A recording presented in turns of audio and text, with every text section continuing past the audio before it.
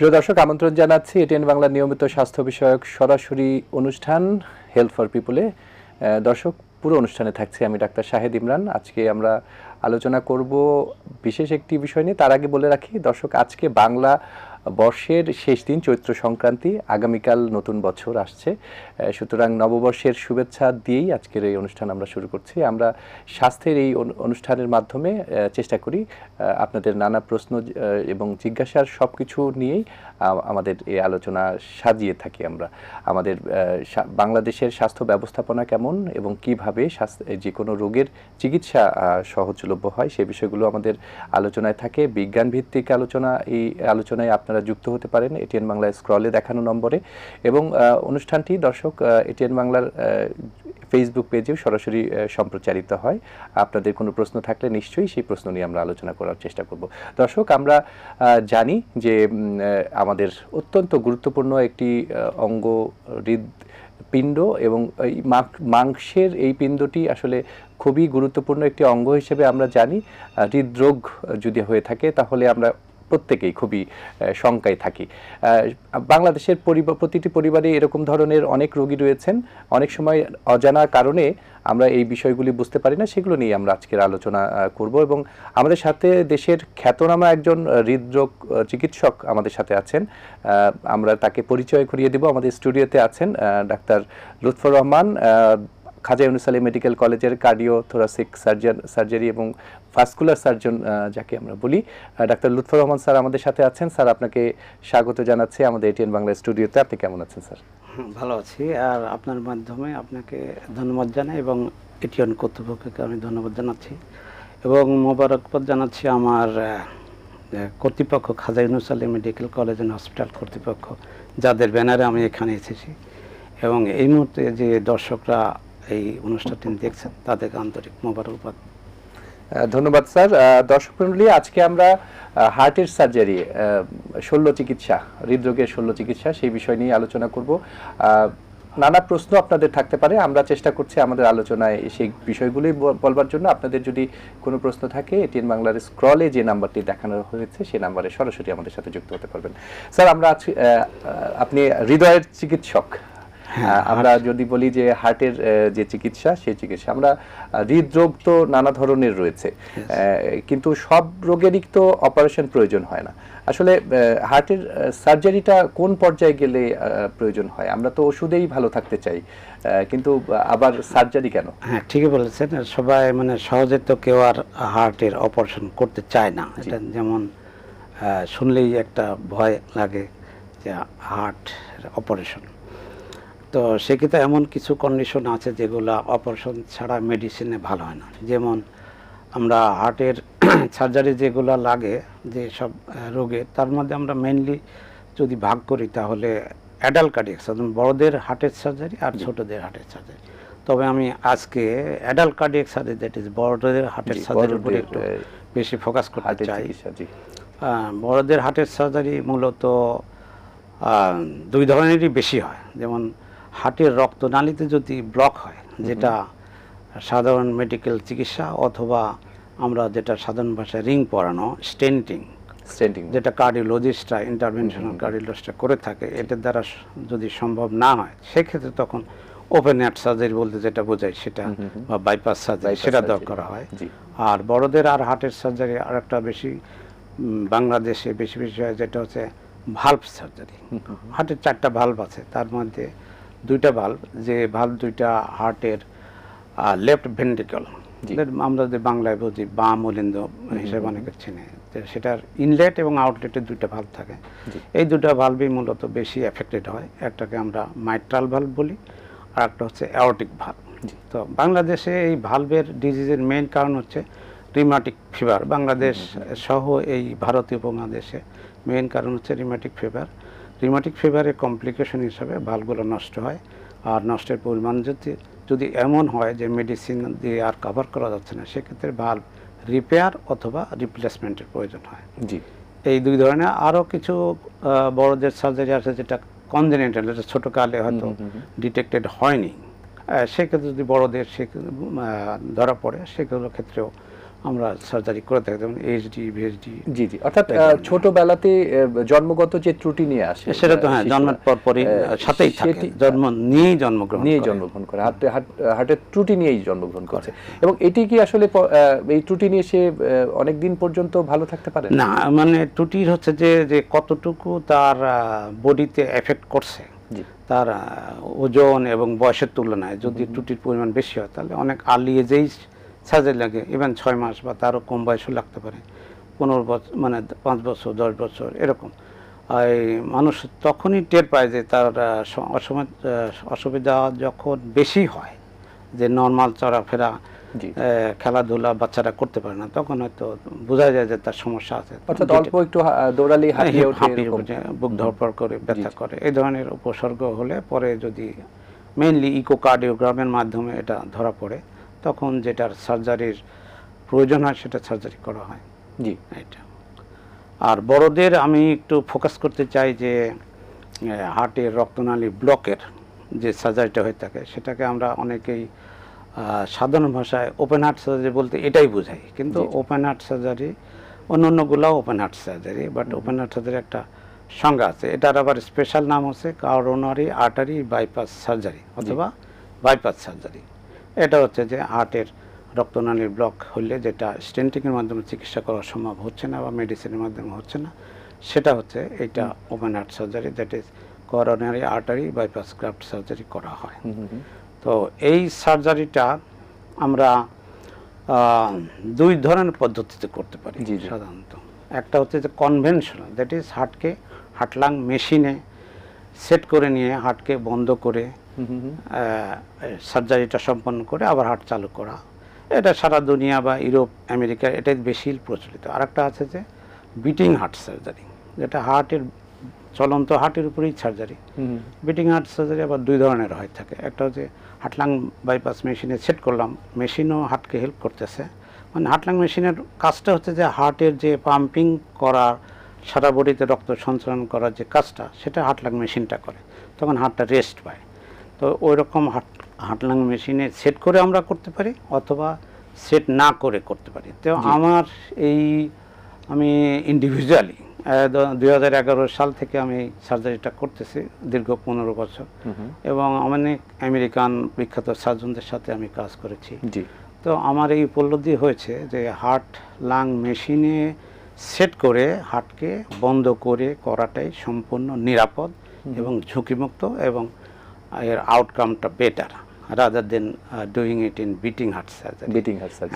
Beating heart surgery করলে কি সমস্যা, এটাতে একটু খরচ কম, কিন্তু এটার ঝুঁকি রয়ে যায়। দেখা যাচ্ছে যে শতকরা 2 থেকে 3% রোগী বা তার বেশিও ইয়ংদের কাছে হঠাৎ হার্টের প্রেশার কমে যেতে পারে বা অ্যারিথমিয়া ডেভেলপ করতে পারে।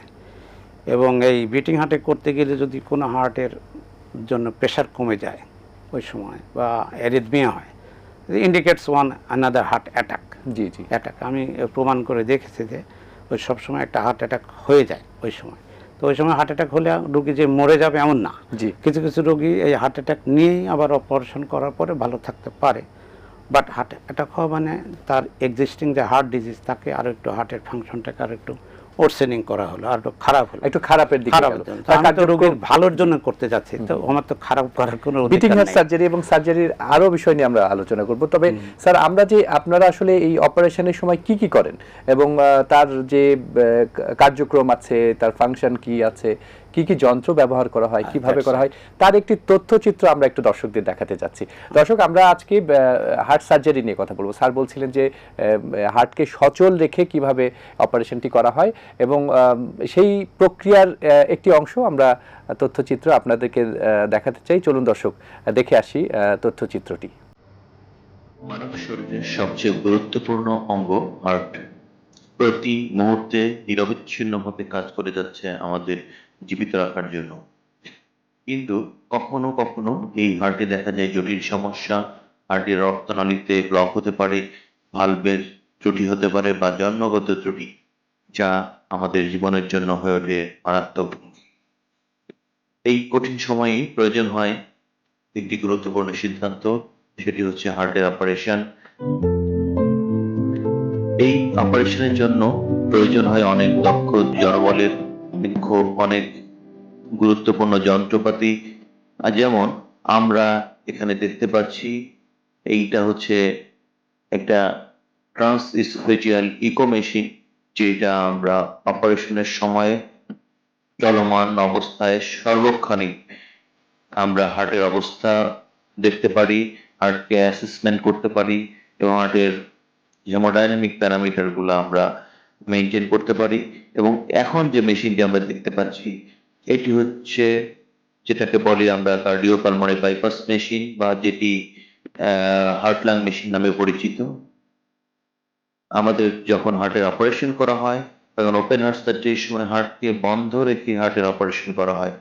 তাহলে ওই বন্ধ থাকার সময়টুক, হার্ট যখন বন্ধ থাকে ঠিক সেই সময়টা আমাদের শরীরের রক্ত চলাচল নিয়ন্ত্রণ করে এই মেশিনটা দিয়েই আমাদের শরীরের রক্ত অক্সিজেন প্রাপ্ত হয়ে এবং পুরো শরীরে সেটি পৌঁছে দেয়। দর্শক, আমরা একটি তথ্যচিত্র দেখলাম হার্টের বাইপাস সার্জারিটা কিভাবে করা হয়, আসলে চিকিৎসকরা কি কি করেন তারই একটি ছোট তথ্য চিত্র আপনারা দেখলেন। এটি খাজা ইউনুস আলী মেডিকেল কলেজ, এনায়েতপুর, সিরাজগঞ্জ। সেখানেই আমাদের ডক্টর লুৎফর রহমান স্যার যেখানে কাজ করছেন তারই একটি চিত্র। দর্শক, আমরা আলোচনা করব এই হার্ট সার্জারি নিয়ে, আরও অনেক তথ্য আপনাদেরকে জানানোর আছে। তার আগে ছোট্ট একটি বিজ্ঞাপন বিরতিতে যাব, বিরতির পরে ফিরে এসে আবার এই বিষয় নিয়ে আলোচনা করব। ততক্ষণ সাথেই থাকবেন দর্শক, আমরা আশা করছি আপনারা আমাদের সাথে আছেন।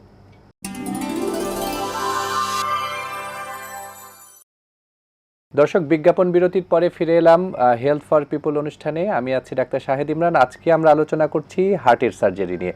আমাদের সাথে দেশের খ্যাতনামা একজন হার্টের চিকিৎসক রয়েছেন, ডাক্তার লুৎফর রহমান স্যার, খাজা ইউনুস আলী মেডিকেল কলেজ এবং সিরাজগঞ্জে স্যার আপনি অপারেশন করছেন। দীর্ঘ 10-12 বছর আপনি সেখানে কাজ করেছেন। আমরা তার একটু তথ্যচিত্র দেখেছি। গ্রামে যে চিকিৎসা হয়, বিশেষ করে খাজা ইউনুস আলী মেডিকেল কলেজে যে চিকিৎসাটি আপনারা দেন, আমরা অনেক সময় দেখেছি যে গ্রামের মানুষের বরং এই হার্টের চিকিৎসা নেওয়া প্রয়োজন নেই বলে অনেকে ধারণা করে। আমরা মনে করি যে এটি হচ্ছে বড় লোকদের রোগ। বিষয়টি কি আসলে সেরকম, বা কেন রোগটি হয়? না, সেটা হচ্ছে যে হার্টের যেসব রোগ হয়, আমি আগেই বললাম যে জন্মগত ত্রুটি, এটা তো বড় লোক বা গরিব এটা তো বেঁচে হবে না, সবারই হতে পারে। আর যেটা ভালভের অপারেশন লাগে, ভালভ রিপ্লেসমেন্ট বা রিপেয়ার, সেসব রোগী রিলেটিভলি গরিবদের বেশি হয়, যারা ছোটোকালে আনহাইজেনিক কন্ডিশনে বেড়ে উঠছে। সেক্ষেত্রে আমাদের ওই স্ট্রেপ্টোকক্কাল ইনফেকশন দিয়ে এক ধরনের যে রিউমাটিক ফিভার হয়, সেই রিউমাটিক ফিভারের কমপ্লিকেশন হিসাবে ভালভের গুলো নষ্ট হতে থাকে। এটা দীর্ঘ 10-15 বছর পরে ভালভের নষ্টটা পুরোপুরি হয়, তখন হয়তো সার্জারির প্রয়োজন হয়। এটা সুতরাং গরিবদের এটা বেশি হয়। কিন্তু সাধারণত এটা বড় লোকদের রোগ বলতে যেটা বোঝায়, যেটা কোলেস্টেরল জমা হয়ে যেটা হার্টের রক্তনালী ব্লক সৃষ্টি করে, সেটাকে আমরা সাধারণত বলা হয় যে বড় লোকদের রোগ। কিন্তু এখন দেখা গেছে যে এটা সম্পূর্ণ সত্য কথা না। এখন আমাদের গরিব বা বড় লোক যাই বলি, যেমন আমরা এখন যদি রিক্সা পোলা নিয়ে চিন্তা করি, কিন্তু এখনকার রিক্সা সে তো আর প্যাডেল কিন্তু সব মারতে হচ্ছে না, ইঞ্জিন রিক্সা, যার ফলে তার কিন্তু কায়িক পরিশ্রম কমে গেছে। বা গ্রামেও এই ফুড হ্যাবিটের ব্যাপারে, আর যেমন রেড মিট যেটাকে আমরা বলি, ওটা সবচেয়ে বেশি ক্ষতিকর, গরু, খাসি মাংসগুলা, এগুলো কিন্তু আমরা ভাজা পোড়া অবিরাম খাচ্ছি, বা আমাদের যে ভোজ্য তেল যেটা ব্যবহার করছি সেটা হয়তো পিওর নাও হতে পারে। সেটা সব কিছু দেখা যাচ্ছে গরিবদেরও যেরকম হচ্ছে, বড় লোকদেরও এই হার্টের ব্লকের রোগ হচ্ছে। আমি গ্রামের মধ্যে আছি, দেখি যে এত সোশিও ইকোনমিক কন্ডিশন পর তারপরেও একদম ক্রিটিক্যাল ব্লক নিয়ে তারা আসছে। সুতরাং বলা যাবে না শুধু হার্টের রোগ বড় লোকদের, তা না।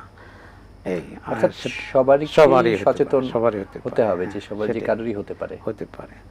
আর আমি তো কিছুটা আলোকপাত করলাম যে বাইপাস সার্জারি সম্পর্কে, আর একটা আলোকপাত করতে চাই হার্টের ভালভ, যেটা আমরা অনেক রিপ্লেসমেন্ট এবং রিপেয়ার। ভালভ রিপ্লেসমেন্ট যখন খুব ড্যামেজ বেশি হয়ে যায়, যেটা আর ওষুধ দিয়ে তাকে রাখা যাচ্ছে না, তখন রিপ্লেসমেন্ট করতে হয়। আর যদি কম ড্যামেজ হয়, অনেক সময় রিপেয়ার করা সম্ভব হয়। আমরা সবসময় রোগীদেরকে বলি যে হচ্ছে যে আল্লাহ যে ভাল্বটা আপনাকে দিয়েছে এটা যতদিন তার শরীরে রাখা যায় মেডিসিন দিয়ে সেটা বেটার। কারণ হচ্ছে যে আপনি কোটি টাকার যদি মূল্যের ভাল্ব লাগান সেটা আল্লাহ দেওয়ার ভাল্বের মতো হবে না, ফাংশন করবে না। সেটা আর একটা হচ্ছে যে মেশিন, সেটাকে আবার মেনটেন করতে তার রক্ত তরল রাখতে হয়, ওয়ারফারিন, সোডিয়াম বা কোমারিন এই ধরনের ওষুধগুলো খেতে হয়। এগুলো কমপ্লিকেশন এবং এগুলো মেনটেন করা অনেক সমস্যা, যার ফলে রিপেয়ার করা যদি সম্ভব হয় আমরা সবসময় রিপেয়ার পছন্দ করি। যখন তার ন্যাচারাল ভাবটাই রয়ে গেল, তো রিপেয়ার সব ভালভের আবার সম্ভব হয় না। সাধারণত মাইটাল ভালভ নামে যে ভালভটা আছে সেই ভালভের কিছু রিপেয়ার সার্জারি করা হয়। আর অ্যাওর্টিক ভালভ খুব মানে 98% ক্ষেত্রেই অ্যাওর্টিক ভালভকে রিপ্লেস করতে হয়, রিপেয়ার করা সম্ভব হয় না। তো 2-3% কিছু রোগ আছে সেটা রিপেয়ার করা হয়। এটাই আমি যেহেতু বড়দের সার্জারির মধ্যে ফোকাস করতে চাচ্ছি সেটা এটাই। আর বিটিং হার্ট সার্জারি নিয়ে যেটা বলছিলাম বা হার্টলাং মেশিন যেটা দেখালেন, হ্যাঁ, তো এখানে আমাদের জনসাধারণের মাঝে তো অবশ্যই চিকিৎসকদের মাঝেও একটা ভুল ধারণা আছে যে what is open heart surgery, open heart surgery কি। তো ওপেন হার্ট সার্জারি যদি আমরা ডেফিনেশন বলি যে হার্টে যে সমস্ত অপারেশন হার্টলাং মেশিন ব্যবহার করার প্রয়োজন হয় সেটাই হচ্ছে ওপেন হার্ট সার্জারি।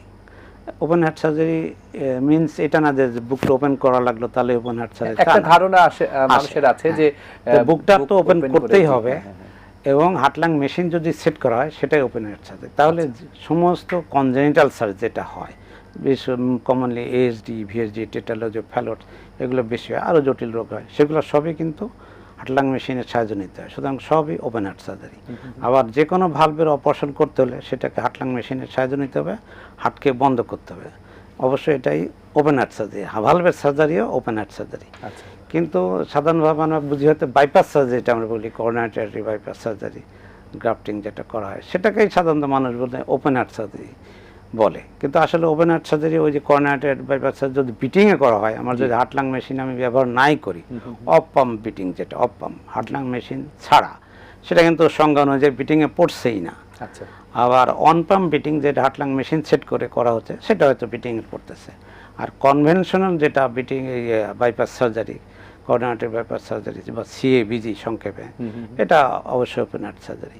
তো সাধারণত ওপেন হার্ট সার্জারি বলতে আমরা যে কনভেনশনাল সিএবিজি বা হার্ট বন্ধ করে করি সেটাই হচ্ছে ওপেন হার্ট। এটি আপনি আসলে সব জায়গায়, বাংলাদেশের সব জায়গায় তো আসলে কার্ডিওথোরাসিক সার্জারি বা ভাস্কুলার সার্জারি আপনার যে চিকিৎসাগুলো করেন, এটি কি দেশের সব জায়গায় খুবই সহজলভ্য? না, এই হার্টের সার্জারি, ভাস্কুলার সার্জারি অনেক জায়গায় সম্ভব, কিন্তু হার্টের সার্জারি যদি করতে হয় তাহলে অবশ্যই এই যে ওপেন হার্ট সার্জারি করার জন্য যে সব ইকুইপমেন্টস দরকার হয় ওইটার অবশ্যই অ্যারেঞ্জমেন্ট থাকতে হবে। তার মধ্যে যেমন একটা পরে হার্টলাং বাইপাস মেশিন যেটা দেখানো হলো, এটা থাকতেই হবে। হ্যাঁ, আমি যদি বিটিং হার্টেও শুরু করি অপারেশন, আমার যদি বললাম যে অনেক সময় হার্টের প্রেশার কমে যেতে পারে, ব্লাড প্রেশার কমে যেতে, অ্যারিথমিয়া ডেভেলপ করে, তৎক্ষণাৎ কিন্তু এই হার্টকে বা ওই ব্যক্তিকে রেস্কিউ করতে আমাকে হার্টলাং মেশিনে সেট করে দিতে হবে। এটা যদি করতে আমি দেরি করে ফেলি সে কিন্তু ওই সময় মৃত্যু ঘটতে পারে। সুতরাং হার্টলাং মেশিনটা এত জরুরি। হ্যাঁ, অর্থাৎ এই মেশিনের উপস্থিতি জরুরি, অবশ্যই থাকতেই হবে। হ্যাঁ, এবং সবসময় যে কোনো হার্টের অপারেশন করতে এই মেশিনটা সেট করে করাই নিরাপদ। তাহলে আমার যে 3-4% ক্ষেত্রে অনেক সময় ঝুঁকিপূর্ণ হয়ে যায়, সেই ঝুঁকিটাও নেওয়া ঠিক হবে না। মানুষের তো জীবন একটাই, হার্টও একটাই। হয়তো খরচ 1 লাখ টাকা বেশি হবে, বাট আমি আমার এক্সপেরিয়েন্স ঝুঁকিটা না নেয়, ঝুঁকি না নেয়। খাজা ইউনূস আলী মেডিকেল কলেজ হসপিটালে সেখানে কি, সেটা তো একেবারে প্রত্যন্ত একটা অঞ্চল, সেখানে কি এই চিকিৎসা হয় বা আপনাদের এই যে মেশিনের কথা বললেন সেই মেশিনটি কি রয়েছে কিনা? হ্যাঁ, অবশ্যই। আমি খাজা ইউনূস আলীতে গিয়েছি 2011 সালে। তার আগে আমি কিন্তু কাজ করতাম গভর্নমেন্ট এনআইসিবিটিতে। ওখানে আমার ডিগ্রি অর্জন করে কাজ শেখার পরে আমি জয়েন করছি ইউনাইটেড হসপিটাল, যেটা সবচেয়ে বাংলাদেশে এখন সফিস্টিকেটেড হসপিটাল সবাই বলা হয়। That's right. ওদের যে ফ্যাসিলিটিসগুলো আছে, খাজা ইউনূস আলী একদম বিশ্বমানের, তা ওই ফ্যাসিলিটির সমপরিমাণই ফ্যাসিলিটি, তাদের সে কোনো রকম স্ট্যান্ডার্ড ওখানে কমতি রাখা হয়নি। যার ফলে আমি 11 সাল থেকে ওখানেই আছি এবং এটা খুব স্ট্যান্ডার্ড সেন্টার। এটা ইউরোপিয়ান স্ট্যান্ডার্ড মেনটেন করে করা হয়, মেনটেন করে চলে এবং আপনি জানেন যে টাইম টু টাইম প্রায় বছরই আমাদের এখানে ইউনিভার্সিটি অফ মিশিগান থেকে কার্ডিয়াক সার্জনরা ভিজিটে আসে। আমি তাদের সাথে কাজ করেছি। এ যাবৎ এই আমার 5 জন রিনোন্ড সার্জনের সাথে কাজ করার সুযোগ হয়েছে এবং তাদের কাজ দেখার সুযোগ হয়েছে, বা আমি তাদের গাইডেন্সে কাজ করেছি। মানে এবং খুবই স্ট্যান্ডার্ড মেনটেন করে তারা তো স্ট্যান্ডার্ড মেনটেন না করলে তারা কোনো সেন্টারে কাজ করতো না, কাজই করবেন না।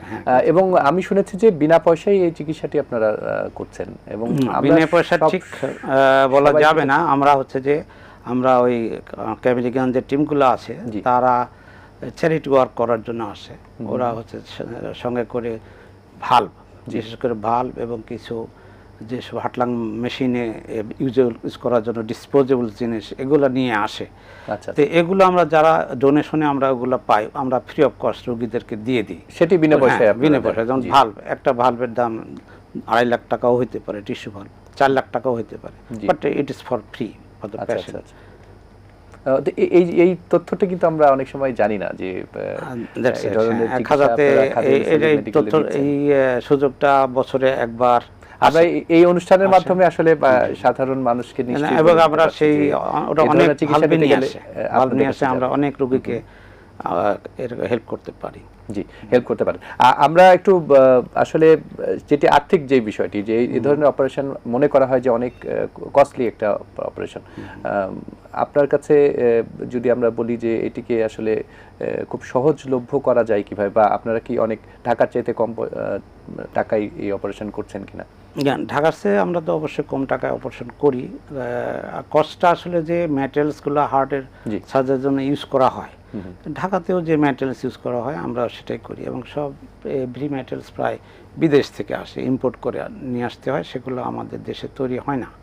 তো সুতরাং ম্যাটেরিয়াল কস্ট কিন্তু সব জায়গায় একই, শ্রমের দামটা আমরা কিছু কম নিয়ে থাকি, কম নিয়ে থেকে, যার ফলে আমাদের এখানে হয়তো সেক্ষেত্রে হতে পারে আমাদের হসপিটালের স্টাফদেরও কম দামে আমরা পাচ্ছি, বা এখানের কেবিন ভাড়া সব মিলিয়ে আসলে অনেকটা কমই, আমাদের সেন্টারে অনেকটা কম। আমরা অনুষ্ঠানের শেষের দিকে রয়েছে, একটু যদি দর্শকদের উদ্দেশ্যে আপনার কোনো পরামর্শ থাকে হার্টের সুস্থ রাখার কি উপায় রয়েছে যদি একটু বলেন, তারপরে আমরা শেষ করি।